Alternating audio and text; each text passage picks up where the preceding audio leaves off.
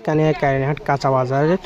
সাধারণ ব্যবসায়ীর উপর কয়েকজন সিন্ডিকেটের ব্যবসায়ীরা কিভাবে নির্যাতন করেন, এরকম যদি তারা নির্যাতন করে তাহলে সাধারণ ব্যবসায়ীরা কোথায় যাবে? প্রশাসনের সুদৃষ্টি কামনা করি।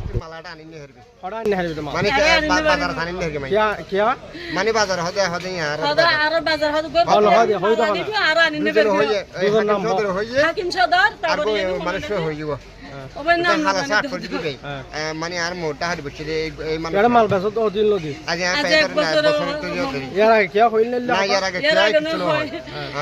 এই হদ শুধু এই দুজন দিয়ে বেশি দিয়ে আর হাকিম সদরে প্রত্যেকবার যে 1 বছর পর্যন্ত হাকিম সদরে আর মারি গিয়া হদে ওলে তোর গিয়া করতাম নলে তুই মাল ফালা দিম নলে এই ল মাল হাম ফালা দিম তুই এসে গিয়া মুখ সে মাল নো নিবি মাল হাম ফালা দিম তুই কেন করে আড়ে মাল বেসো চাইম তোর আড়ে আমার আড়ে কমিটি বেগুনের ডাহাইয়ের হ দিয়ে ওদের সেলিম মামুর হর 1000 সেলিম মামু হন অধ্যক্ষ নদার কিন্তু সেলিম মামুর যে বিচারটা ডাহাতুন তাই দেয় আড়ে বাজার গো বলে বেগুন বতারিব আ বলে মাল বেশি নেবার গম ইদারে হাজার বা সুদানের জিবা হাকিম সদর গালালি করত